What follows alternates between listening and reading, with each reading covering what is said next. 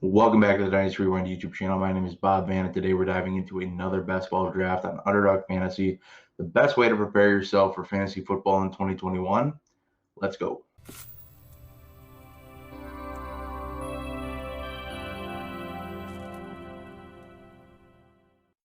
So today we're diving into the puppy tournament on Underdog Fantasy.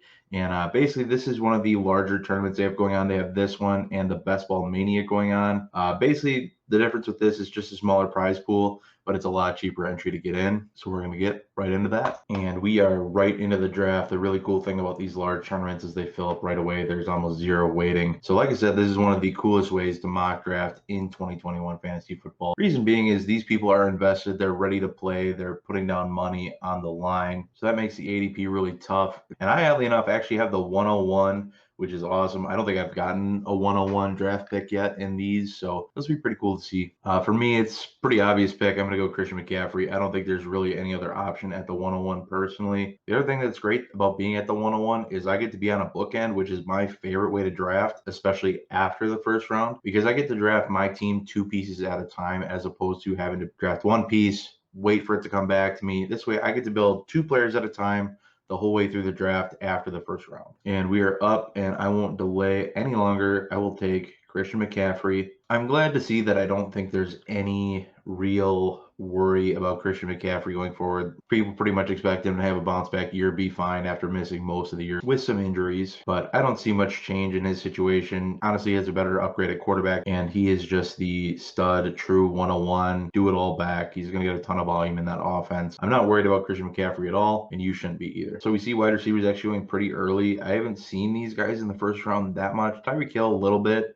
not nearly as much as Diggs. Diggs is usually for sure a second round pick. So pretty interesting to see him go that early, but hey, is what it is. And you see some really rare going back to back wide receiver at the first turn. That's pretty interesting to me, in my opinion. Again, not something you see a lot. It seems like wide receivers are starting to kind of fly off the board a little quicker than usual, which that's fine by me. I like to double tap running back early. So I'll have some interesting decisions coming up at the 2-12 and the 3-1 between what my running back room will look like with wide receivers. We'll see what happens. See Gibson go off at the 2-2, one of my favorite second round running back targets. I try to get him in every draft pretty much, way too often. Honestly, I'm probably setting myself up for failure and disappointment with that. But honestly, with the volume he's set to get, with how that offense should look this season in his second season, I'm feeling pretty good about Gibson this year. And actually, we see quite a running back run in the second round heading up to my picks. I will take Najee if he is there still. Otherwise, I have a tough time going with a running back, two running backs. I'll probably elect to go with,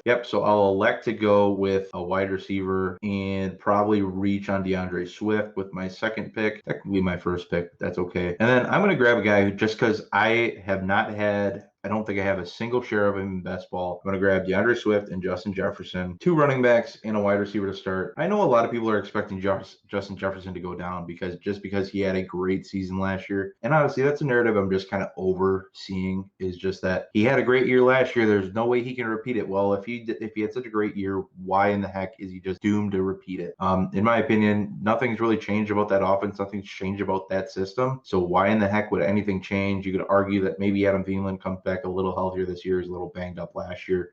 But even then, it's like they lost Kyle Rudolph, who was one of the favorite red zone targets. So where's that target share going to go? It's either going to go Thielen's way, Irv Smith's way, or it's going to go Justin Jefferson's way. The people that are assuming that Justin Jefferson's just going to fall off this year, fall off a cliff, I just can't wrap my head around that narrative of just, oh, he had such a good year, there's no way he can repeat it. And granted, he's going in the second round, and I think that's why people hate on it a little bit, or at the end of the second, top of the third. I think that's why people hate on it a little bit. But in my opinion, I love the guy who's my favorite wide receiver prospect last year. Him and CeeDee Lamb were my favorites last year. To be able to get a share of him, I feel pretty good about. And that's pretty good, pretty awesome to do in best ball, is get guys you like anyway, guys that you want to root for on a weekly basis, no matter what. Kyle Pitts going at the 311 is a little rich for my blood. I usually see him around the 5th round in best ball, but I mean, he's the 4th tight end off the board, and usually he goes even later than usually he goes later than that. Usually he's the 5th or 6th tight end off the board. Usually after Hockenson, sometimes after Mark Andrews. I usually see Hockenson go before Mark Andrews, but Obviously, the ADP does not lie. So just drafts I'm in happen to have Hawkinson go later. But there's a wide receiver I really like to try to get a hold of is Robert Woods. And part of the reason I like to do that, especially in best ball, is because it's really easy to stack him and Matthew Stafford later in the draft. When you're drafting, draft for stacks if you can. Don't reach on stacks just to have them, but that's one where you can grab a good wide receiver one at value in the 4th round, and then you can grab a great quarterback who's set to have a big year in the best system he's ever played in later in the draft in the 9th or 10th round usually. So I'm thinking with our next pick, we're likely going to stack a running back and a wide receiver again, and it'll just kind of depend on where we go with those picks. I wish we were a little later in the draft, solely because I wish we could grab Javonte Williams. He'll more than likely be gone by our next pick, but he's a little too early to grab now, in my opinion. It just kind of sucks that where he's at, where he's going. If I can get him at the end of the 5th round, that would be nice, but obviously that's the turn away from me, so I won't be able to grab him in this draft. I'll likely be looking at David Montgomery and then maybe take a look at T. Higgins. We'll see what happens. Actually, Cooper Kupp, if he's there. If Cooper Kupp's somehow there, I'm going to take Cooper Kupp. Cooper Kupp is off the board, sadly. Another guy I would have loved to stack with Matthew Stafford earlier or later. I'm going to roll with David Montgomery for my first pick, and we'll talk about why I'm so high on him for some reason. And then I'm going to kind of spec out my second pick, and honestly, I'm going to go with another sophomore wide receiver in Brandon Ayuk. So we'll draft David Montgomery, and then we'll get into why I'm going to draft Brandon Ayuk. All right, so why I'm so high on David Montgomery is simply put, Justin Fields isn't the starter yet, but he's more than likely going to be by either the start of the season or shortly after the season begins. Having a more mobile quarterback at that position, not that Mitch Trubisky wasn't mobile, but the thing is having a mobile quarterback at that position that can keep their offense on the field is going to feed David Montgomery efficient work, touches, all that. There's belief out there now that Tariq Cohen might not be ready to go by the start of camp. This feeds into the belief that that's why they brought in Damian Williams, somebody who could take on more receiving work. David Montgomery fresh, so he doesn't have to shoulder the entire workload. Although Montgomery's really thrives when he holds the entire workload, although he hasn't been able to stay completely healthy.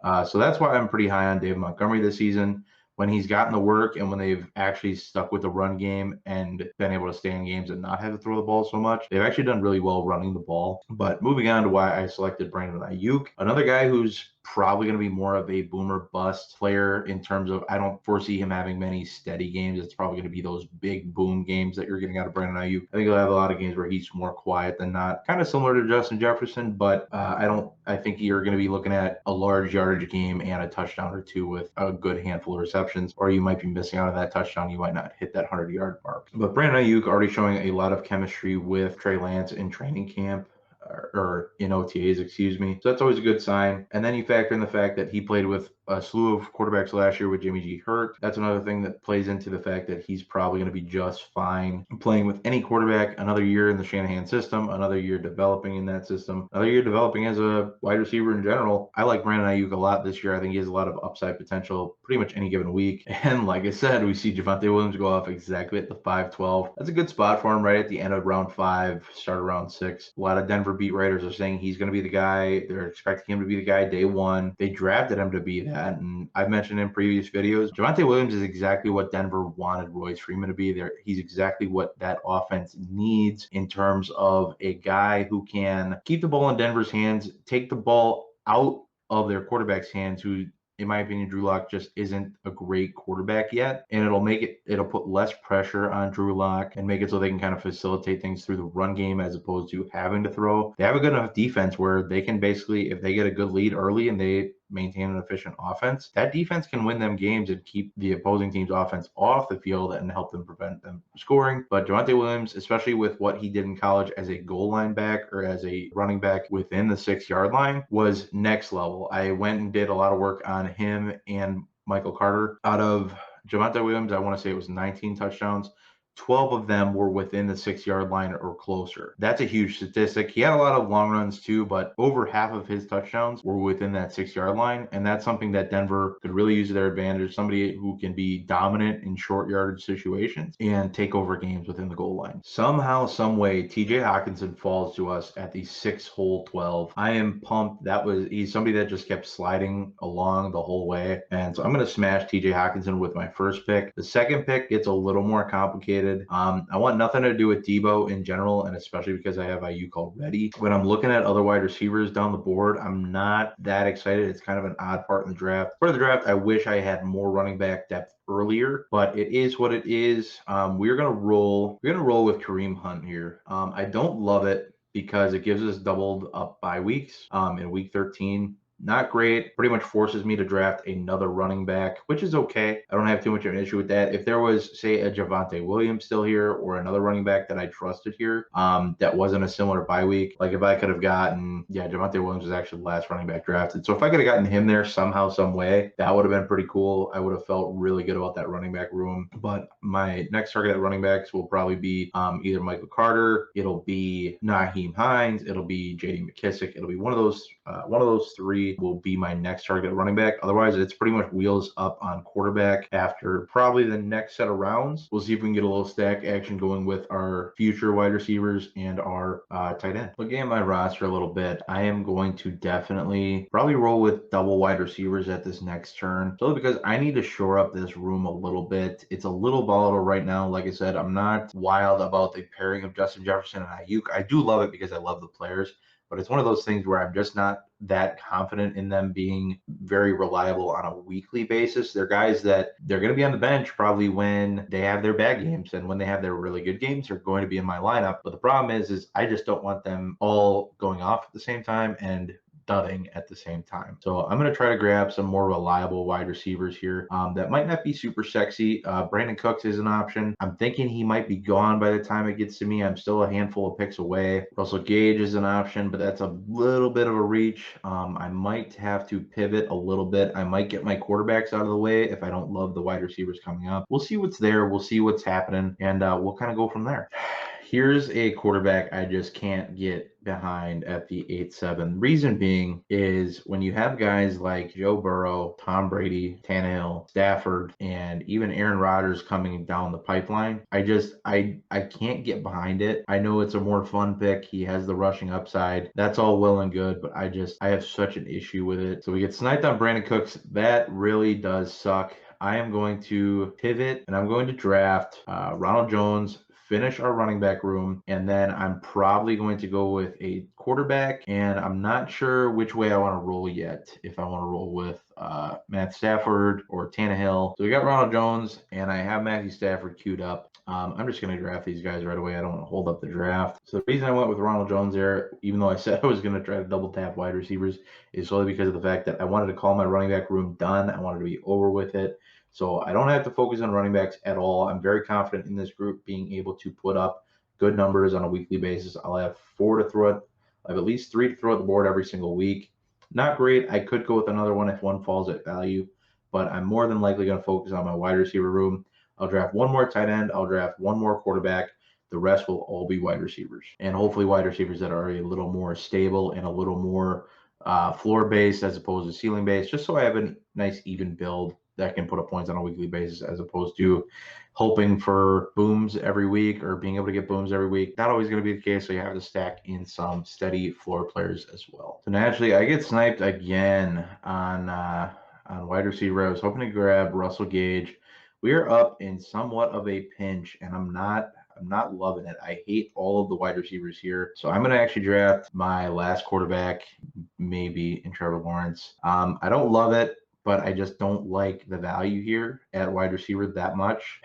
And with my next pick, I'm going to roll with T.Y. Hilton. And so the reason I went T-Law instead of, say, Trey Lance, I just want the security there, especially drafting a quarterback this early. I didn't want to go with Trey Lance. I tend to believe he'll start week 1, or he'll start a lot sooner rather than later. But in a lineup, in a system where you only have so many quarterbacks to throw at the board on a weekly basis, I'm going to roll that way. T.Y. Hilton, another guy who kind of fits that boomer bust narrative and that volatile wide receiver narrative, which sucks. Finds his home. I didn't want to draft Marvin Jones, even though he's a stack of Trevor Lawrence, because he has the same bye week as Justin Jefferson. And at this rate, I need as many wide receivers I can throw at the board on a weekly basis as I can. So it's more than likely that Trevor Lawrence will be my last quarterback taken, which is okay. I'm not going to sweat it too much. I am a little sad that I'm probably going to miss out on my favorite late tight end prospect, which is Robert Tonyan. But that's okay. I had to do what I had to do. Wide receivers have dried up really quick in this draft. It seems like a lot of teams are drafting a lot of wide receivers early and going with other positions later. Man, everybody is going so hard at wide receiver in these drafts. It's very awfully disheartening, in my opinion.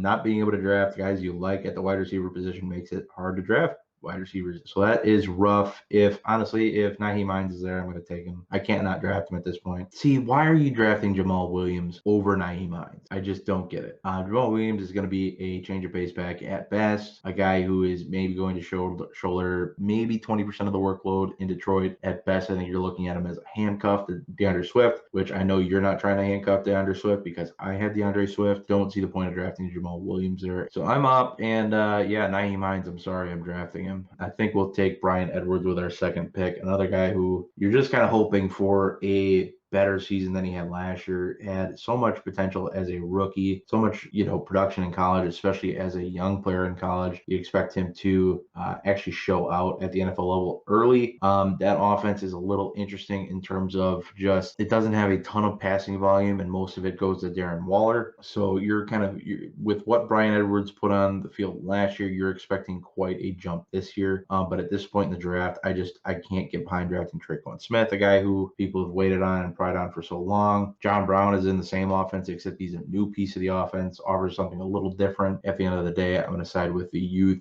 and draft capital invested in Bryan Edwards. Man, the wide receiver room is looking slim, and we still need to even draft another tight end.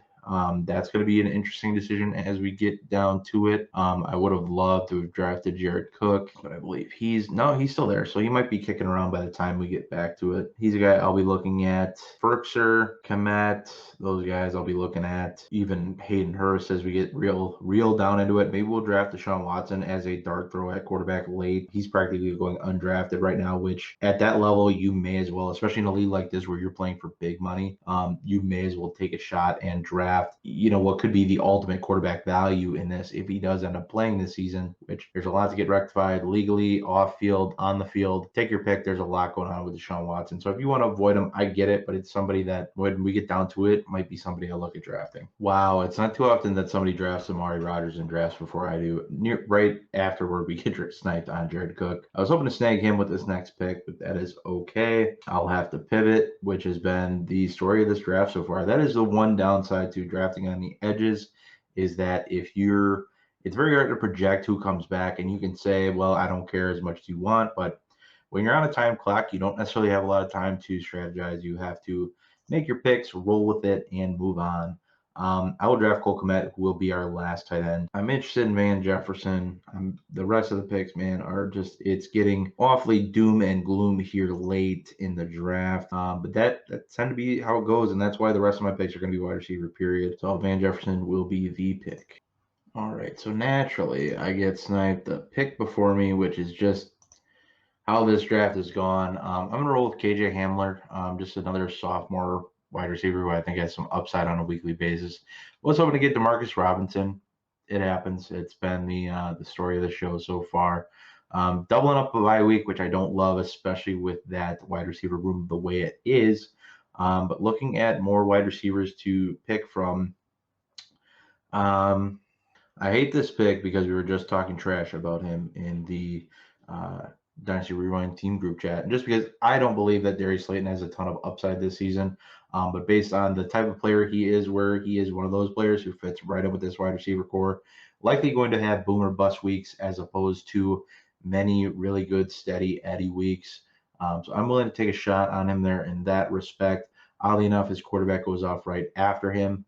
And then with my last pick, again, I'm going to be looking at the wide receiver position again to finish it out. We're at 7. We'll be looking to have 8 just because of the volatility of the room itself. I'm hoping that with these guys that we have some continuity with who's going off, who's not. I will say that this has been one of the more challenging drafts, and in most of your fantasy leagues, you're going to be drafting at 15 positions or 15 rounds as opposed to 18. This is best ball. It's a little different, obviously. You're also going to be drafting defenses and kickers. So a lot of these players will be what's left on the waiver wire. So it's kind of an interesting way to look at it. If you look at from round 15 on, honestly, probably more than likely round 13 on what'll be on your waiver wire that you can look at what might be available or people to keep an eye on as you get into the draft. People that you can wait on drafting in your actual drafts, and people you can kind of just put a little note on and be like, hey, I'm going to watch this guy and see what happens in the season or leading up to the season. All right, since we don't have any real wide receivers that I'm really interested in taking at this point in the draft, I'm going to take Deshaun Watson as the absolute last pick in the draft. Give us a real upside pick at the quarterback position. Somebody who could, if he plays this season, be somebody who immediately takes the team to another level. Gives me essentially a real quarterback one if he plays. If he doesn't, it's as much of a waste of a pick as drafting a terrible wide receiver at this point anyway. So that is a team in total. At quarterback, we have Matthew Stafford, Trevor Lawrence, Deshaun Watson. At running back, where I always tend to go too heavy at running back, we have Christian McCaffrey, DeAndre Swift, David Montgomery, Kareem Hunt, Ronald Jones, and Nyheim Hines.